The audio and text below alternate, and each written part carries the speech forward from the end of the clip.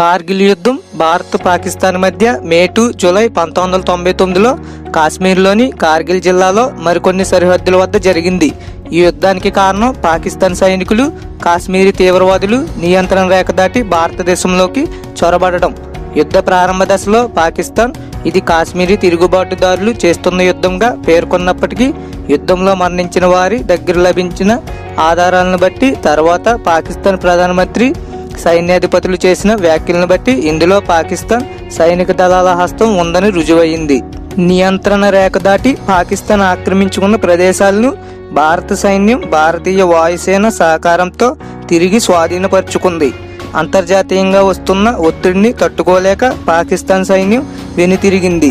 ఎత్తైన పర్వత ప్రాంతాల మీద జరిగిన యుద్ధాలకి ఇది తాజా ఉదాహరణ. ఇంత ఎత్తులో యుద్ధం జరగడం వల్ల ఇరుపక్షాలకి ఎన్నో ఇబ్బందులు ఎదురయ్యాయి. అణుబాంబులు కలిగి ఉన్న దేశాల మధ్య జరిగిన యుద్ధాల్లో ఇది రెండోది. మొదటిది చైనా సోవియట్ల మధ్య 1969లో జరిగింది. కార్గిల్ వార్ గురించి తెలుసుకునే ముందు నా ఛానల్ని సబ్స్క్రైబ్ చేసుకోండి. నేను పెట్టిన వీడియో మీకు వెంటనే నోటిఫికేషన్ రూపంలో రావాలంటే సబ్స్క్రైబ్ పక్కనున్న బెల్ ఐకాన్ని క్లిక్ చేయండి. ఈ వీడియో కానీ మీకు నచ్చినట్లయితే లైక్ అండ్ షేర్ చేయండి. భారత్ పాకిస్తాన్ విభజన జరగక ముందు కార్గిల్ ప్రాంతం లదాఖ్ ప్రాంతంలోని బల్టిస్తాన్ జిల్లాలో భాగంగా ఉండేది. మొదటి కాశ్మీర్ యుద్ధం తర్వాత నియంత్రణ రేఖ బల్టిస్తాన్ జిల్లా గుండా ఏర్పడింది. దీంతో కార్గిల్ ప్రాంతం భారతదేశంలోని జమ్మూ కాశ్మీర్లో భాగమైంది. 1971లో యుద్ధంలో పాకిస్తాన్ ఓడిపోయిన తర్వాత ఇరు దేశాలు సిమ్లా ఒప్పందాన్ని కుదుర్చుకున్నాయి. ఆ ఒప్పందం ప్రకారం ఈ సరిహద్దుని అంగీకరించడంతో పాటు ఇక్కడ ఎటువంటి కాల్పులకు దిగకూడదు. కార్గిల్ ప్రాంతం శ్రీనగర్ నుంచి 205 కిలోమీటర్ల దూరంలో ఉంది. హిమాలయాల్లోని మిగతా ప్రాంతాలలాగా కార్గిల్ ప్రాంతంలో కూడా వాతావరణం చాలా చల్లగా ఉంటుంది.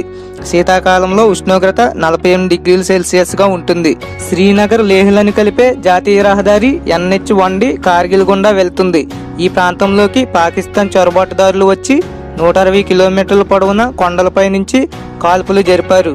కొండల మీద ఉన్న సైనిక స్థావరాలు 16,000 అడుగుల ఎత్తులో, కొన్ని అయితే 18,000 అడుగుల ఎత్తులో ఉన్నాయి. కార్గిల్ మీదే దాడికి దిగడానికి ముఖ్య కారణం చుట్టూ ఉన్న ముఖ్యమైన సైనిక స్థావరాలను స్వాధీనపరచుకోవడం ద్వారా ఆ ప్రాంతంపై పట్టు సాధించడం. అంతేకాక ఎత్తైన ప్రదేశాన్ని ఆక్రమించుకోవడం వల్ల కింద నుంచి పోరాడేవారి సంఖ్య ఎన్నో రెట్లు అధికంగా ఉండాలి. దానికి తోడు గడ్డకట్టుకుపోయేంత చల్లటి ఉష్ణోగ్రతలు మరో అడ్డంకి. 1971లో భారత్ పాకిస్తాన్ యుద్ధం తర్వాత ఇరు దేశాల మధ్య ప్రత్యక్ష ఘర్షణలు తక్కువే అయినా సియాచెన్ హిమానీ నదము మీద పట్టు సాధించడానికి ఇరు దేశాలు చుట్టుపక్కల ఉన్న కొండల మీద సైనిక స్థావరాలను ఏర్పాటు చేస్తుండటంతో ఘర్షణలు పెరిగాయి. 1990లలో కాశ్మీర్లో పాకిస్తాన్ ప్రేరేపిత వేర్పాటువాదం అనుప్రయోగాల వల్ల ఉద్రిక్త పరిస్థితులు నెలకొన్నాయి. వీటిని తగ్గించుకోవడానికి ఇరు దేశాలు కాశ్మీర్ సమస్యని కేవలం శాంతియుత మార్గాల ద్వారా పరిష్కరించుకోవాలని లాహోర్లో ఒప్పందం కుదుర్చుకున్నారు.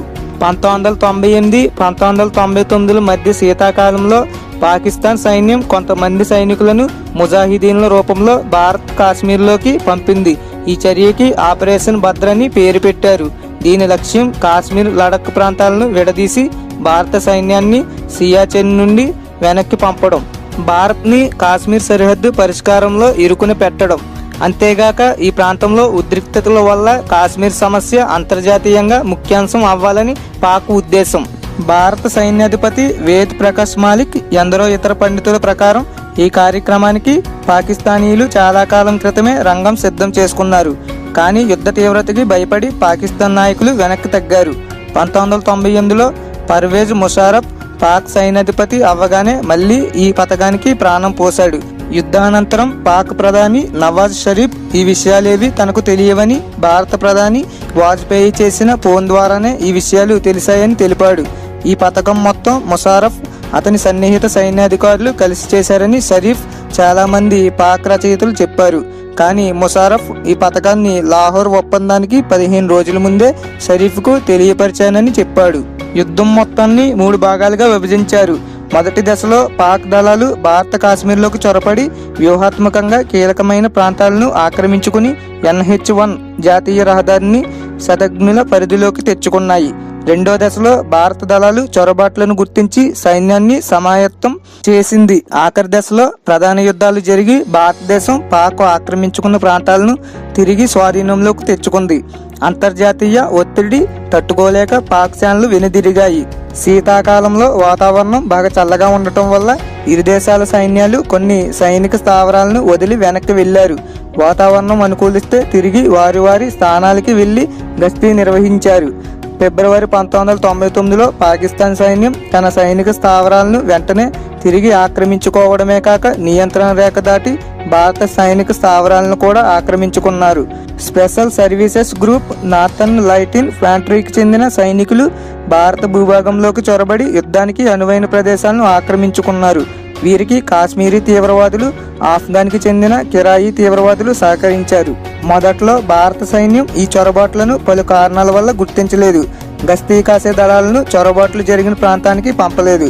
శతఘ్నులతో పాక్ దాడులు చేస్తూ చొరబాటుదారులకు వీలు కల్పించింది. కానీ మే 2వ వారానికి సౌరభ్ కాలియా నేతృత్వంలోని భారత గస్తీ దళంపై జరిగిన ఆకస్మిక దాడి వల్ల చొరబాట్లు వెలుగులోకి వచ్చాయి. మొదట్లో చొరబాట్ల తీవ్రత తెలియని భారత దళాలు ఇది కేవలం జిహాద్ల పని అనుకుని 2-3 రోజుల్లో వారిని వెళ్ళగొట్టవచ్చు అనుకుంది. కానీ నియంత్రణ రేఖ వెంబడి అనేక చోట్ల పరిస్థితి ఇలాగే ఉండడం వల్ల వీరు అవలంబిస్తున్న పద్ధతుల్లో తేడాల వల్లను ఇది చాలా పెద్ద దాడేనని నిర్ధారణకు వచ్చాయి. మొత్తం 130 నుండి 200 చదరపు కిలోమీటర్ల మేర భారత భూభాగాన్ని ఆక్రమించుకున్నారు. ముషారఫ్ మాత్రం 1300 చదరపు కిలోమీటర్ల భారత భూభాగాన్ని ఆక్రమించుకున్నారని చెప్పాడు. భారత ప్రభుత్వం ఆపరేషన్ విజయ్తో జవాబిచ్చింది. 2 లక్షల భారత సైనికులను పంపింది. భారత వైమానిక దళం ఆపరేషన్ సఫేద్ సాగర్ని ప్రారంభించింది. భారత నావికా దళం కూడా పాకిస్తాన్కు చెందిన ఓడరేవులకు, ముఖ్యంగా కరాచీ ఓడరేవుకి వెళ్లే మార్గాలను మూసివేసేందుకు సిద్ధమైంది. పూర్తిస్థాయి యుద్ధం సంభవిస్తే పాక్ వద్ద కేవలం 6 రోజులకు సరిపడా ఇంధనం మాత్రమే ఉందని అప్పటి పాక్ ప్రధాని నవాజ్ షరీఫ్ తెలిపాడు. కాశ్మీర్ మొత్తం ఎత్తైన కొండ ప్రాంతం. ఇక్కడ NH-1D జాతీయ రహదారి వంటి అత్యుత్తమ రోడ్లు సైతం 2 లేన్లకి పరిమితమయ్యాయి. ఇటువంటి కష్టతరమైన మార్గం వల్ల ట్రాఫిక్ నిదానంగా సాగింది. అంతేగాక ఎత్తైన ప్రదేశం కావడంతో విమానాల ద్వారా సామాగ్రిని తరలించడం కష్టతరమైంది. దీంతో NH-1D రహదారిని కాపాడుకోవడం భారత్కు అత్యంత ప్రధానం. పాకిస్తాన్ సైన్యానికి వారి స్థావరాల నుండి NH-1D రహదారి స్పష్టంగా కనిపించడమే కాక శతఘ్నులతో దాడి చేయడం అత్యంత సులువు. ఇది భారత సైన్యానికి పెద్ద సమస్య. ఎందుకంటే అన్ని రకాల సైనిక సామాగ్రిని తరలించుకోవడానికి ఈ రహదారి చాలా అవసరం. శతఘ్నులతో దాడి వల్ల లేహ్ ప్రాంతం విడిపోయే ప్రమాదం ఏర్పడింది. అయినా హిమాచల్ ప్రదేశ్ ద్వారా మరో దూర మార్గం ఉంది. చొరబాటుదారుల వద్ద చిన్న ఆయుధాలు, గ్రానేడ్లు మాత్రమే కాక ఫిరంగులు, శతఘ్నులు, యుద్ధ విమానాలను కూల్చివేసే తుపాకులు ఉన్నాయి. చాలా చోట్ల చొరబాటుదారుల మందు పాత్రలు అమర్చారు. 8,000 మందు పాత్రలు కనుగొన్నట్లు భారత్ ప్రకటించింది. మానవరహిత విమానాలు, అమెరికా సమకూర్చిన AN/TPQ-36 ఫైర్ ఫైండర్ రాడార్ల ద్వారా పాకిస్తాన్ పర్యవేక్షణ కొనసాగించింది. NH-1Dకి చేరువలో ఉన్న పర్వత శిఖరాలను స్వాధీనపరచుకోవడం భారత సైన్యపు మొట్టమొదటి ప్రాధాన్యత. అందుకే ద్రాస్లో ఉన్న టైగర్ హిల్, టోలోలింగ్ కాంప్లెక్స్ల మీద దాడి చేశారు. ఆ తదుపరి వెంటనే సియాచెన్ గ్లేసియర్కి ప్రవేశం కల్పించే బటాలిక్ టూర్టోక్ సబ్ సెక్టర్ మీద దాడి చేశారు. పాకిస్తాన్కి వ్యూహాత్మకంగా ముఖ్యమైన పర్వత శిఖరాల్లో పాయింట్ 4590, పాయింట్ 5353 ఉన్నాయి. పాయింట్ 4590కి NH-1D కనుచూపు మేరలో ఉంది. పాయింట్ 5353 ద్రాస్ సెక్టర్లోనే అత్యంత ఎత్తున ఉన్న ప్రదేశం. అందువల్లే పాక్ దళాలకి NH-1D సులభంగా కనిపించే అవకాశం ఏర్పడింది. జూన్ 14న పాయింట్ 4590ని తిరిగి స్వాధీనపరుచుకున్న భారత సైన్యానికి ఈ చోటే అత్యధిక సంఖ్యలో సైనిక నష్టం జరిగింది. రహదారి పరిసర ప్రాంతాల్లోని సైనిక స్థావరాలను జూన్ మధ్య నాటికి తిరిగి స్వాధీనపరుచుకున్నప్పటికీ ద్రాస్ ప్రాంతంలోని రహదారిపైకి మాత్రం యుద్ధం ముగిసే వరకు శతఘ్నులతో దాడులు కొనసాగాయి. NH-1D రహదారి కనిపించే కొండ ప్రాంతాలను తిరిగి స్వాధీనపరుచుకున్న తర్వాత భారత సైన్యం శత్రువులను నియంత్రణ రేఖ అవతలకి తరిమి కొట్టడం మీద దృష్టి పెట్టాయి. టోలోలింగ్ వద్ద జరిగిన యుద్ధం తర్వాత యుద్ధ పరిణామాలు భారత్కు అనుకూలంగా మారింది. టోలోలింగ్ వద్ద పాకిస్తాన్ దళాలకి కాశ్మీర్ వేర్పాటువాదులు సహకరించారు. టైగర్ హిల్ పాయింట్ 5140, పలు ఇతర చోట్ల గట్టి వ్యతిరేకత చూపించిన చివరికి విజయం భారత్నే వరించింది. పాక్ దళాలు టైగర్ హిల్ వద్ద పాతుకుపోయారని భారత సైన్యానికి అర్థమయ్యింది. అంతేగాక ఇక్కడ ఇరు పక్షాలకి బాగా ప్రాణ నష్టం సంభవించింది.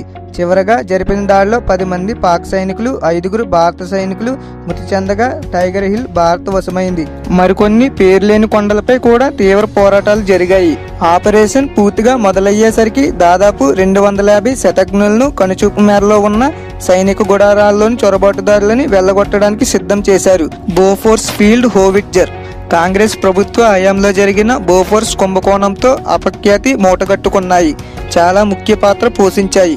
కొన్ని ప్రాంతాల్లో వీటిని పూర్తి స్థాయిలో భారత దళాలు ఉపయోగించుకున్నాయి. మిగిలిన ప్రాంతాల్లో వీటిని మోహరించడానికి సరిపడ స్థలం లేకపోవడంతో అనుకున్న ఫలితాలు రాలేదు. భారత వైమానిక దళం ఒక MiG-27 స్ట్రైక్ ఎయిర్ క్రాఫ్ట్ ని ఇంజిన్ విఫలం కావడంతో కోల్పోయింది. మరో MiG-21 ఫైటర్ ని పాక్ దళాలు కూల్చివేశాయి. మొదట్లో రెండింటిని తామే కూల్చినట్లు పాకిస్తాన్ చెప్పుకుంది. కానీ కొన్ని సంవత్సరాల తర్వాత రిటైర్డ్ పాక్ ఆఫీసర్ సాంకేతిక సమస్యల వల్లే కూలిందని చెప్పాడు. పాక్ దళాలు పాతుకుపోయిన స్థలాల మీద భారత వైమానిక దళం లేసర్ గైడెడ్ బాంబులు ప్రయోగించింది. 1999 మే 27న ఫ్లైట్ లెఫ్టినెంట్ నచినేత నడుపుతున్న MiG-27లో ఇంజిన్ లోపాలు రావడంతో బటాలిక్ సెక్టార్లో ఉండగా పారాచూట్ సాయంతో బయటపడ్డారు. ఆయన జాడ కనిపెట్టడానికి వెళ్లిన స్క్వాడ్రన్ లీడర్ అజయ్ అహూజా విమానాన్ని మిసైల్ సహాయంతో పాక్ దళాలు కూల్చేశాయి. అందిన వార్తల ప్రకారం ఆయన విమానం కూలిపోవడానికి ముందే బయటకు క్షేమంగా వచ్చినప్పటికీ పాక్ దళాలకు దొరకడంతో కాల్చి చంపారు. ఆయన శవం మీద బుల్లెట్ గాయాలున్నాయి.